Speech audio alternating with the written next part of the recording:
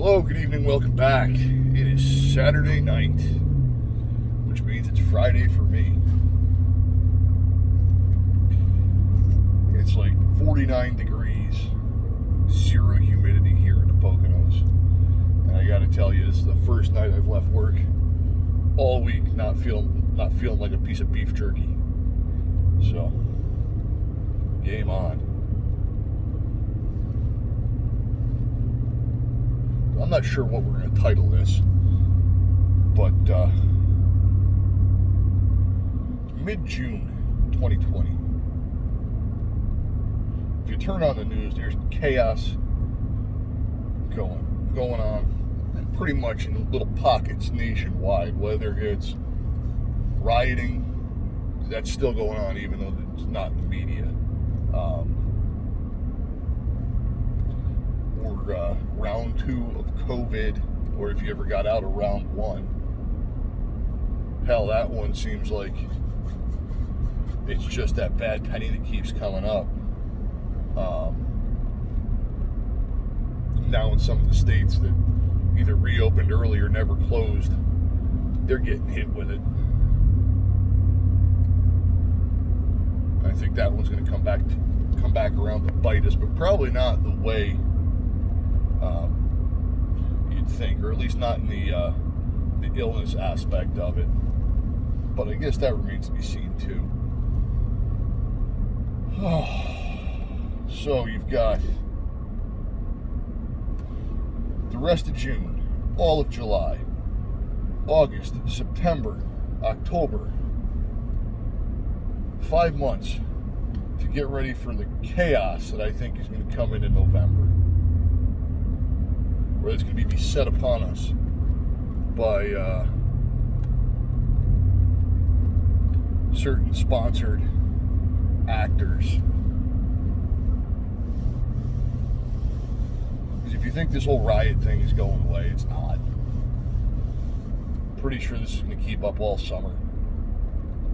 Now tonight, in Atlanta, or not tonight, but I heard it tonight, in Atlanta, a black guy took a cop's taser and was shot for it.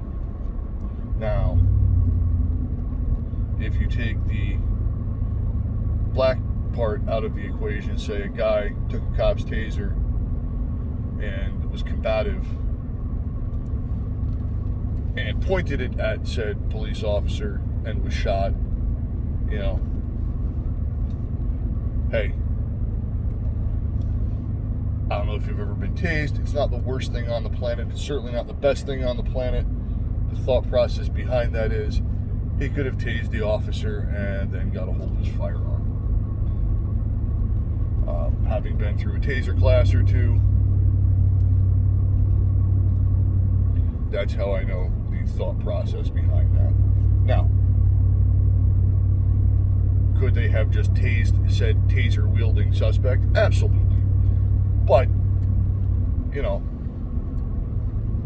they did what they did. Now it's going to be sensationalized in the media. The police chief's already resigned. You're probably going to see a little bit more chaos in the streets as a result of this, until something's done with these officers. And this is going to come out in spurts and streams all summer, along with a little COVID here, a little COVID there. By the time we're all ready to go out and vote in November, we're probably going to be locked the hell back down from coronavirus. Now, I said, like, the cardinal YouTube no-no, so this video is going to get pushed way down the algorithms. I know. I digress. So what's the point, Frank, right? The point is you've got 5 months between now and when I think even more chaos, disorder, shenaniganry dawn is going to be unleashed upon the American people. Now's not the time to lighten up in getting yourself prepared for it. Yeah, by all means, take some time off, enjoy the beautiful weather. But stay the course. Don't forget what you're doing, what you're getting ready for. Because if we do see a reemergence of said coronavirus, that's twice, now I'm really screwed. If we see a reemergence of that, I would suspect that the government or the governors that put their states in a stay-at-home suggestion, because it really wasn't enforced, except for on some select small businesses, which is a travesty in and of itself, you'd see more draconian lockdown orders with curfews and so on. Throw in the anti-police rioters, you've got yourself a recipe for chaos. Well, you've got a recipe for a huge pot of chaos.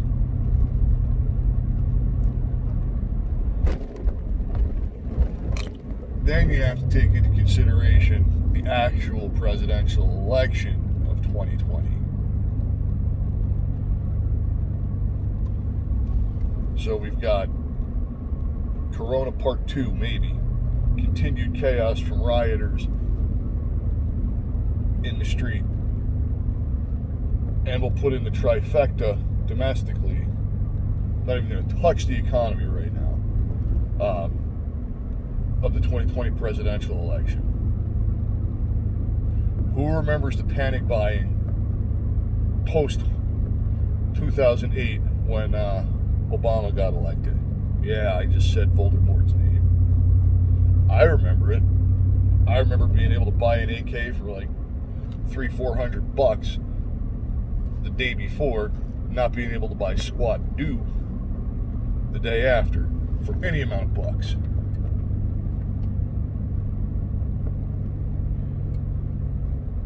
And it's a real possibility that we could end up with Joe Sniffy Biden as our president. You think he's going to do anything about these rioters in the streets? No. He's going to vilify you, who wants to defend yourself from them.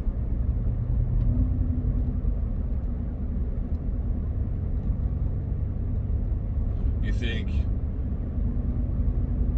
he's going to say, well, the economy needs to get rolling, open the country back up? No.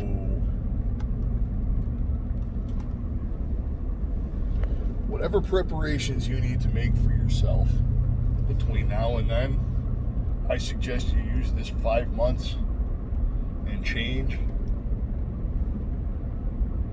the best way you know how. Some people will tell you to stack food to the rafters. Some people will tell you to buy guns and ammo. Some people tell you to get the hell out of the cities. I'm going to tell you, take stock of what you have. Figure out what you need and what you can get at this point. And do the things that matter with the time you have. So if all you can do is stack food, stack food. If all you can do is get the hell out of where you are, you might want to do that.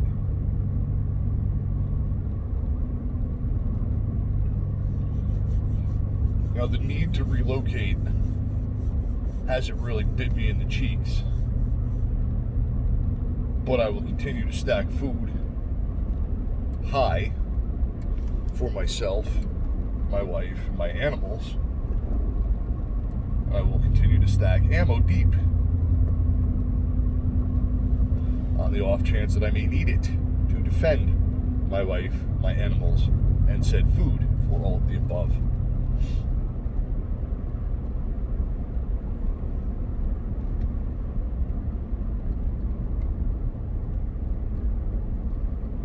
Because who's coming to help you? That's the $10,000 question. I think if you're watching one of my videos, you've gotten the answer in I don't know how many of them. No one.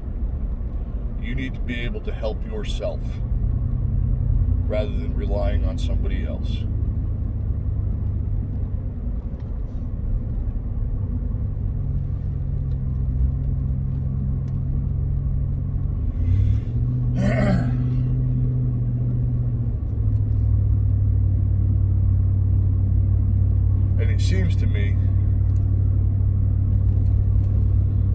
that in certain pockets of liberal experimentation, the local officials are looking to see how far they can push that before people who don't share in their mindset give a little shove back. If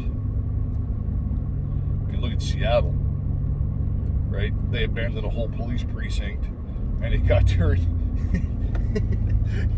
turned into a little communist commune.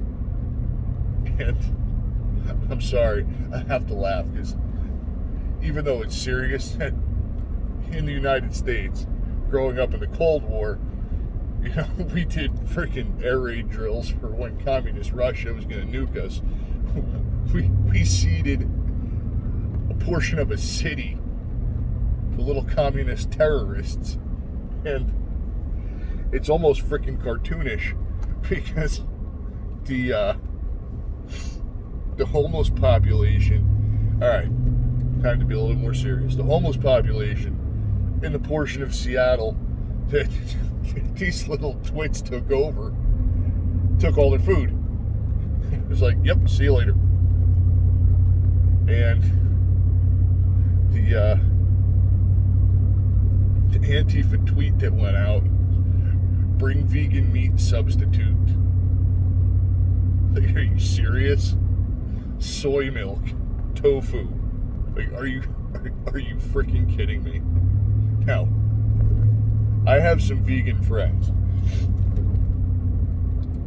One of them is a member of my immediate group, and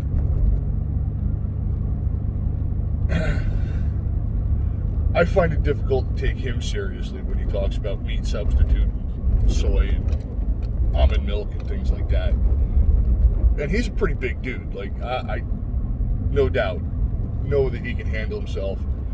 He was my patrol partner for a few years, many, many moons ago. And like, I find it comical that that's what these guys want for supplies. Now, that said, I'm a backtrack to say I find a friend of mine difficult to take seriously that I know can handle himself when he talks about those things. So, as the armed prepared citizen, while it's deliciously comical that these Antifa punks are asking for this stuff so that they can maintain their position and basically bully the residents and business owners of that district around, I am going to go with the assumption that not every one of them is a string being armed, purple-headed, blue armpit-haired freak that we see in Facebook memes. That maybe, just maybe, I hope for their sake, if they're planning this big old revolution, that they've got some muscle behind that.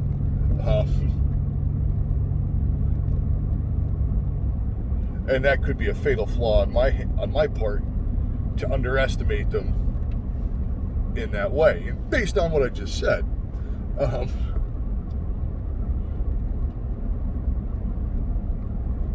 but these little pricks took over a portion of an American city and turned it into a communist district. And the mayor of that city thinks it's a big joke. Like, oh, maybe we'll have a summer of love. Like, are you freaking serious? Just one little thing in the box to check off of the chaos that I was talking about.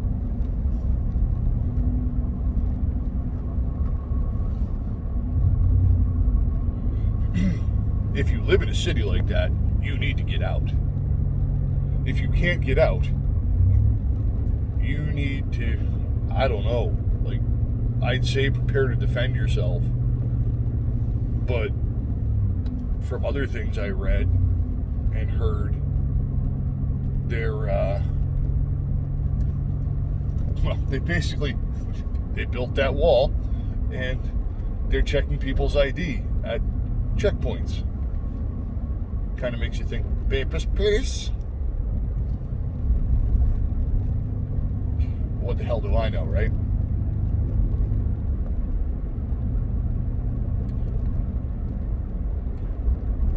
But if that district, if that city is where you call home, you got a problem. If you have a shop in that district, you're being shaken down for protection money. That's what the mob used to call it. And that's pretty much what the Eastern European communists used to call it too. Protection money. Protection from what? Oh, from anybody that might break your windows. Well, nobody's going to break my windows. Smash. See? You didn't pay for the protection. There you go. If you can get the hell out, get the hell out. That's any big city.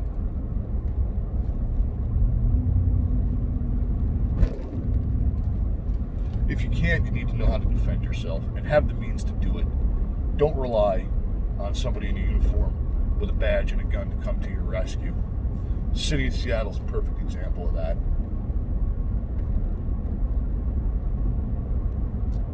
Oh, and they want food and supplies. So what do you think they're going to do when you show up with a car full of groceries? Yeah, that's right. And you can't tell them, sod off, you little commie prick. Your groceries just became their groceries. I'm sure somebody will eat that hamburger. Somebody will eat those steaks.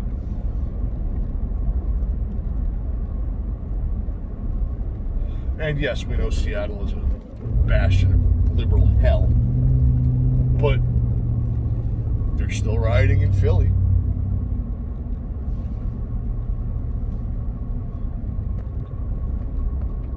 From what I'm told, they're still rioting on a small scale in New York. It's 2 East Coast cities within 2 hours of me.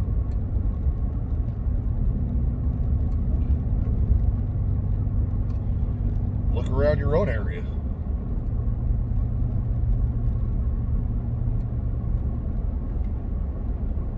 Talk to your local law enforcement. Find out if you've got constitutionally bound local law enforcement. Or if you've got a bunch of goose-stepping douchebags. Just some things to consider. Because if you don't think, and now we're going to bring this full circle, if you don't think the government is going to try and stuff you back in your house come coronavirus part 2, you're nuts. If you don't think that these people that are currently rioting because reasons, right, aren't going to riot more if the government tries to stuff you back in your house for coronavirus part 2, you're nuts.